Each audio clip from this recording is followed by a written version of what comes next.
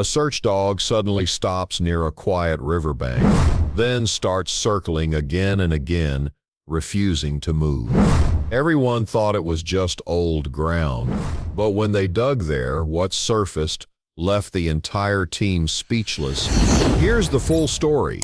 But before we continue, drop where in the world are you watching this video from in the comments, and make sure you've hit that subscribe button, because what's coming next is just shocking. The sun hadn't yet broken through the early morning mist that clung to the banks of the Clearwater River, its sluggish current whispering secrets to the reeds. A light breeze stirred the foliage along the trail as boots crunched damp gravel and breath hung visible in the air. The river, known more for its quiet beauty than trouble, had suddenly found itself at the heart of a mystery that brought emergency vehicles to its edge. The team moved methodically, orange vests, radios crackling, the distant whir of a drone scanning the treetops above. This was supposed to be a routine search and rescue operation. A man in his late 40s had gone missing during his morning jog 2 days ago. His abandoned car was discovered not far from the river trailhead. Keys still in the ignition, phone on the seat. No signs of struggle, no clear trail, just absence. Among the team, a tan and black Labrador mix named Coda led the front line. Not a typical police K-9, Coda had been trained for wilderness search work, rescues, recoveries, tracking. His handler, Maya Ellis, a former firefighter turned SR specialist, kept a respectful distance as Coda sniffed the brush, head low, nose twitching like a finely tuned instrument. Coda had never failed a trail, never ignored a command, never hesitated, until now. 20 minutes into the grid sweep, Coda's behavior shifted. His posture stiffened. His movement slowed, then stopped entirely. Without a sound, he veered off the assigned route, heading toward the muddy banks of the river, ignoring Maya's soft whistle. At first, she chalked it up to a rogue scent, maybe a deer or an old food wrapper someone left behind. But Coda wasn't one to chase distractions. She followed, careful not to contaminate the trail. That's when she noticed it. He was circling, not wandering, not sniffing, but circling a tight, deliberate radius of about 4 feet near a bend in the river where the water curved around a patch of cattails and collapsed logs. It was rhythmic, focused, urgent. Again and again his paws traced the same path, his breathing steady but intense. He'd glance up at her occasionally, then return to the same loop. As if trying to say something she wasn't hearing, she called it in. "We've got something." Area 5. Dogs alerting. Circling pattern. Requesting backup for dig. What followed wasn't the flurry of action one might expect. Instead, silence fell like a dropped curtain. Teams converged. The drone hovered directly overhead. A perimeter was secured. Maya, kneeling near the loop Coda carved, saw no immediate clue, no blood, no clothing, no scent pool, but Coda wouldn't stop. As the dig team brought in tools, Maya looked around. The area was ordinary, almost aggressively so. The kind of place someone could walk by 100 times and not remember a single detail. A soft bend in the river, low-hanging tree limbs, damp earth. And yet, something was wrong, off. When the shovel struck earth, the mud gave way easily, dampened by last week's rain. At first, nothing but roots and stones. Then a shift, less resistance, softer ground. But that part would come later. Because what mattered now wasn't what lay beneath the soil, but how it got there. 2 days earlier, the missing man, Derek Monroe, had left his suburban house just after 6:15 a.m., jogged down the same trail he always did, wearing his neon windbreaker and black compression tights. His neighbor, a retired nurse named Evelyn, had seen him stretch by the mailbox. She waved, he waved back. Normal? Derek was the kind of person who documented things. A smartwatch, a calorie tracker, running playlists with precise timing, but on that day all those little breadcrumbs stopped at a dead end. The watch had synced at 6:27 a.m., then nothing. His wife Madeline called in the report by noon, said he always checked in after his run. Always. What the team didn't yet know, and what Maya couldn't have guessed, was that Derek wasn't the only thing that had gone missing near that stretch of the Clearwater River. A hiker last month, a drifter earlier in spring, both written off as wanderers, mental health crises, maybe even deliberate disappearances, but neither case had included a circling dog who refused to move from a riverbank. That was new. Coda's background wasn't glamorous. Found at a truck stop off I-90 with a cracked rib and a knot of matted fur where his left ear should have been, he'd been nearly euthanized before a volunteer recognized something rare, his ability to lock on to human emotion. His handler before Maya had described him as the dog who knew when someone didn't want to be found. Maya had taken him in after losing her previous partner in a rock slide during a rescue. She hadn't been ready for another dog, but Coda changed that, and now he was doing something she had never trained him to do: circle, signal, persist. The first few inches they dug revealed nothing, but Coda's pacing only intensified. His panting grew louder. He scratched at the ground with sudden urgency, a noise that set nerves on edge, not just for what it meant, but for how deeply it was rooted in instinct. They kept digging. At 6 inches they found something plastic, not large, not buried deliberately, a torn corner of a dry food pouch, like the kind hikers use. More circling, then stillness. Coda stood frozen, staring directly at Maya, then glanced back at the spot. She knew then, whatever they were going to find, it was no accident. Someone had meant for it to disappear. Later that day, the team reviewed the drone footage, hoping to make sense of what had unfolded. Something strange became clear. The river bend where Coda had circled was just downstream from an older landslide site, one the city had marked as stable but never fully rehabilitated. The last rainfall had subtly shifted the landscape, opening small sinkholes and creating uneven water patterns. It wasn't a hiding place someone picked. It was a location made hidden by nature itself, and that meant whatever or whoever was buried there hadn't just been placed in that spot recently. But it didn't explain the presence of the food pouch, or why Coda fixated so relentlessly, or how the ground had compacted in a way inconsistent with a fresh burial. Maya took a walk that evening, Coda padding silently beside her, both of them needing distance from the flashing lights and crime scene tape. The river still whispered, but now it felt colder, less like water, more like memory.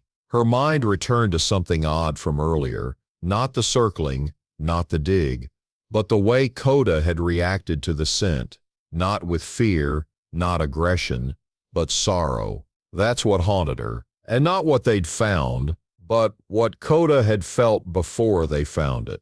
As the excavation expanded, so did the mystery. Beneath the food pouch, they discovered part of a fabric lining, weathered, water-stained, torn at one edge. Too decayed to identify outright, but it looked like backpack canvas. Nearby, bones. Not enough to immediately identify, but clearly not animal. Clearly not recent, but oddly not complete either.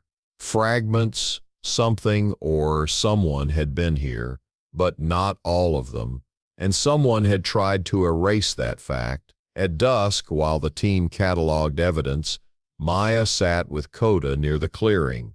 He rested his head on her knee, unusually quiet. In the golden spill of late sun, she thought of something her first mentor told her: dogs don't lie.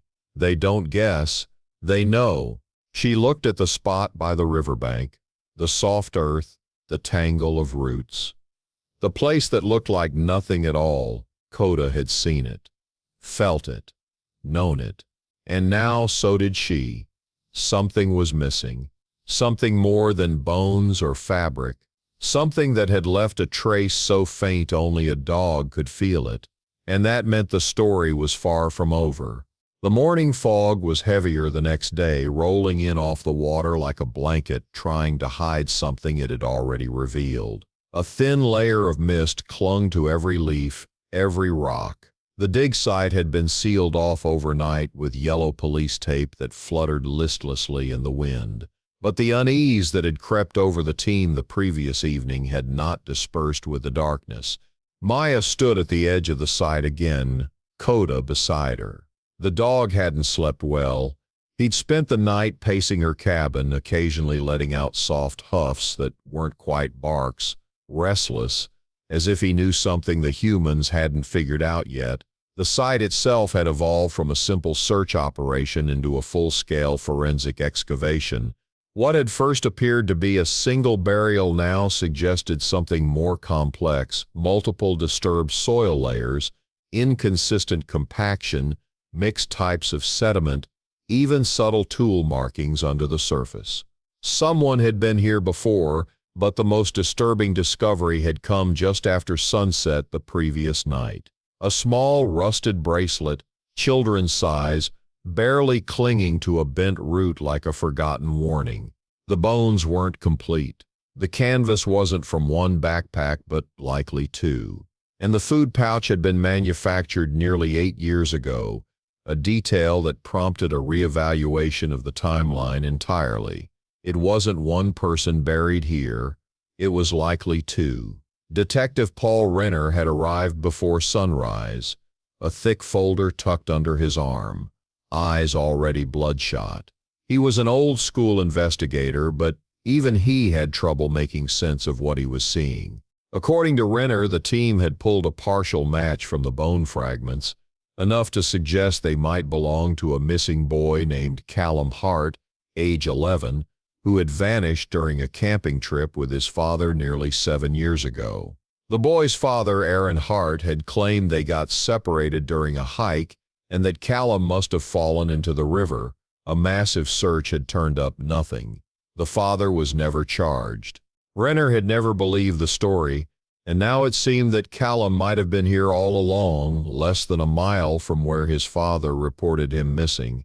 But then came another wrinkle. The second set of evidence, distinct clothing fabric, adult-sized bones, in a different food wrapper, didn't match anything in the Hart case.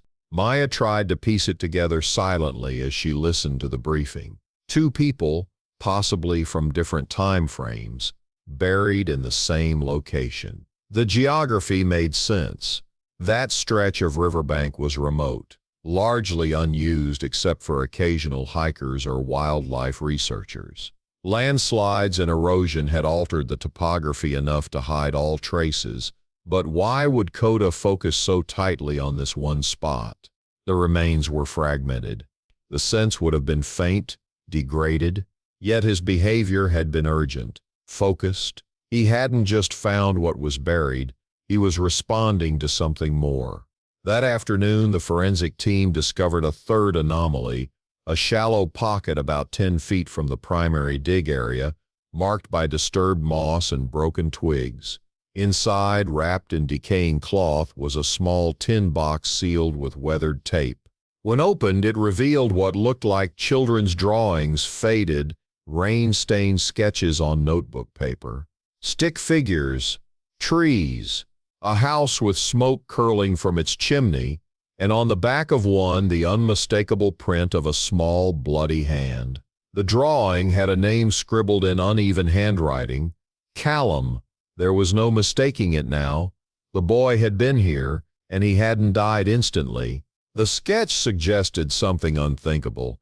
He had survived, at least for a time, after whatever had happened, and Coda had known that. Somehow the dog had picked up on something in the scent, something human perception couldn't reach. Later, back at the SAR base, Maya reviewed the data. Satellite overlays showed that 7 years ago, before the land shifts, the river had a slightly different path, wider, less choked with debris. There had been an access trail nearby, long since abandoned.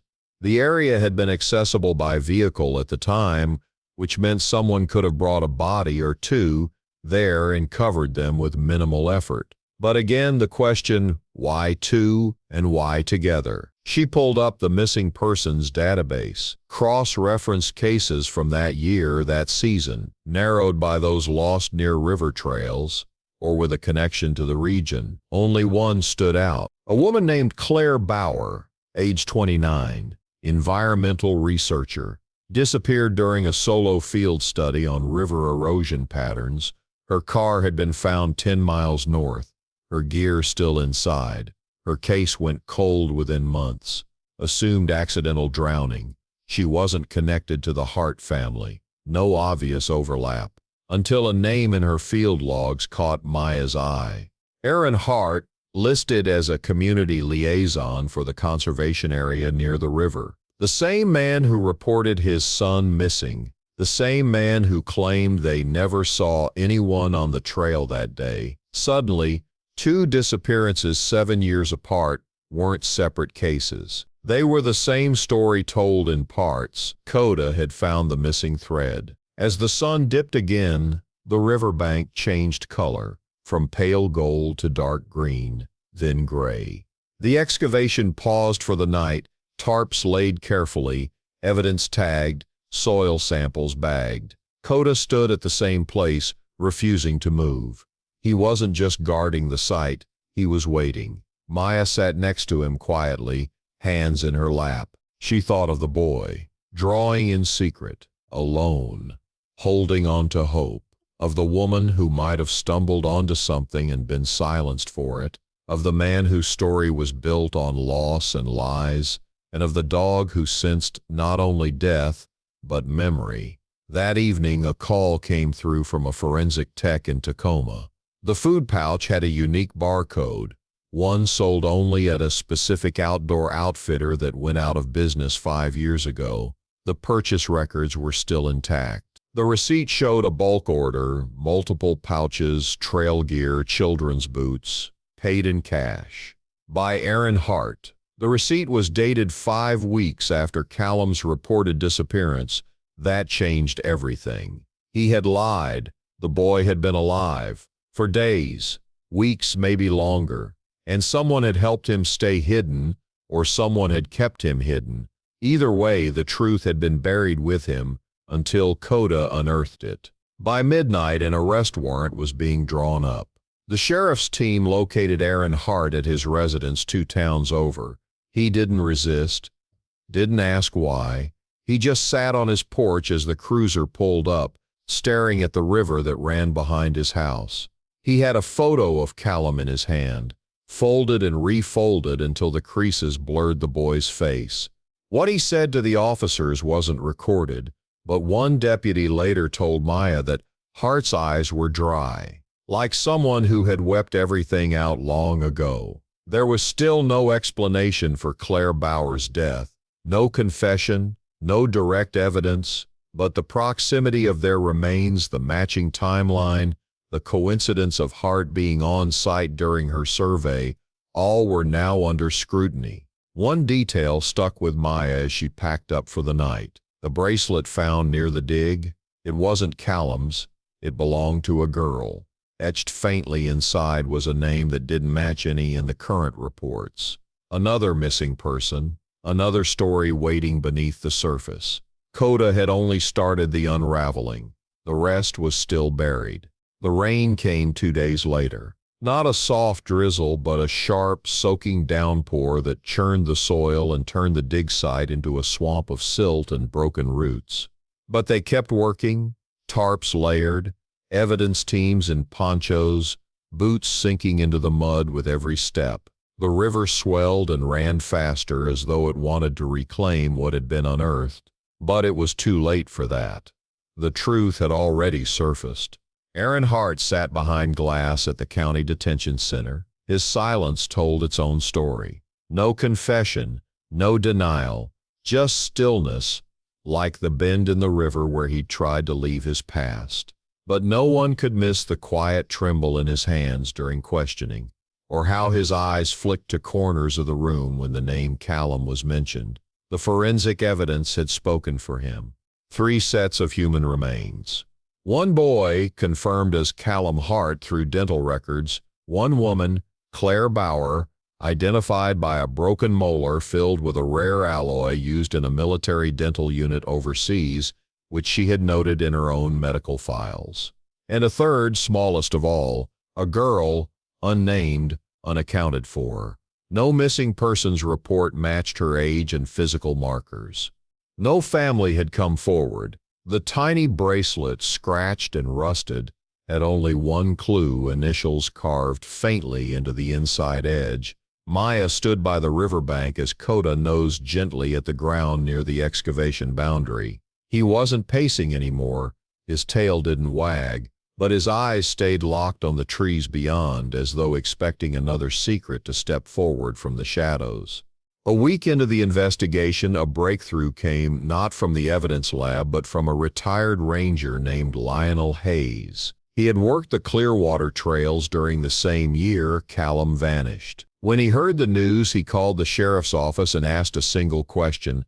"Did you find the girl too?" At first they assumed he meant Claire Bauer, but he shook his head slowly. "No," he said, "the little one.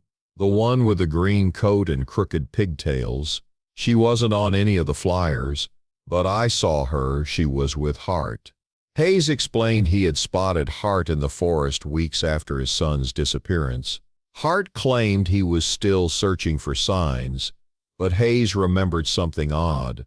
A child's laughter, faint, from deeper in the woods. He didn't press at the time. Thought it was stress. Thought maybe Hart was hearing things. Now he wasn't so sure. The girl had existed, but she had never been reported missing, which raised the most unsettling question yet. Who was she? The answer came from an unexpected place, a foster case file buried in the records of a defunct child placement agency outside Spokane. A girl named Elise Sutton, age 6, had been placed temporarily with a single foster parent for field placement, a program that once allowed vetted outdoor instructors to house children in rural environments for therapy and assessment. The program was shut down shortly after, citing mismanagement. The man listed as her temporary guardian, Aaron Hart, under a variant of his name. The dots connected. Callum, Elise, Claire, 3 people, 3 disappearances, all tied to Hart, and all now found by the river under the circling paws of a search dog with no training in detection of human guilt, but who recognized something deeper. Coda had returned to the site daily, not because Maya commanded him, but because he needed to. He'd move slowly now, no longer fixated, but when he passed over the earth where Elise's bracelet had been found, he always paused. Maya watched him with a mixture of pride and grief. She had seen dogs mourn. Coda wasn't mourning exactly, but remembering. A trace remained for him, not of scent, but of story. One that was too quiet for humans to hear. At the final report briefing, the truth was laid bare.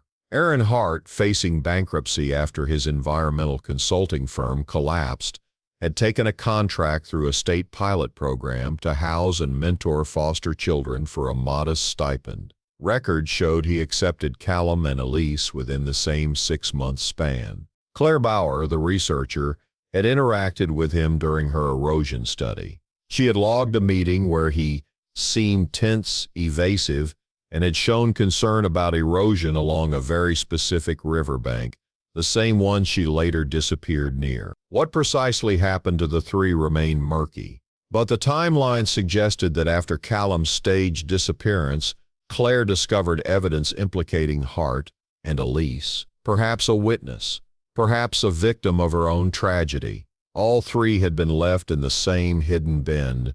The soil erosion and Hart's manipulation of early search efforts had kept the bodies hidden until Coda. The state prosecutor declined to pursue the death penalty.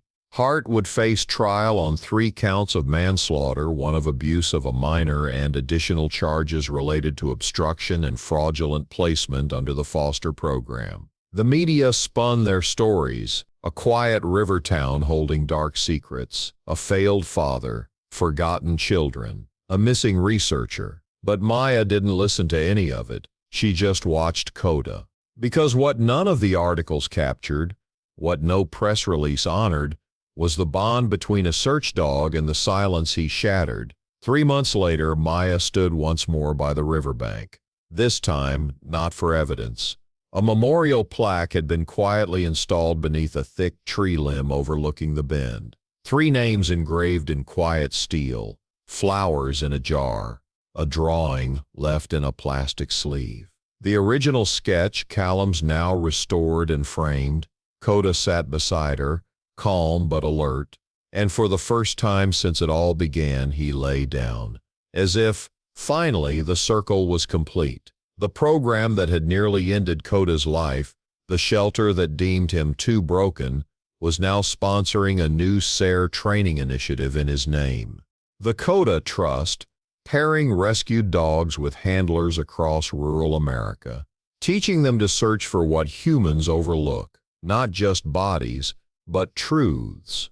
Maya never gave Coda commands now when they came to the river. She didn't have to. He knew what to do. He would walk slowly to the water's edge. He would pause where the circling first began. And he would sit, not because he was looking for something, but because he had found it. Because sometimes the greatest rescues don't save lives, they give voices back to the ones who were never heard. And all it takes is a dog who refuses to walk away. If this story left a mark on you, just wait till you see what's coming next. These canines never stop surprising us. Hit that like button, subscribe, and turn on the bell, because the next one might just leave you in goosebumps.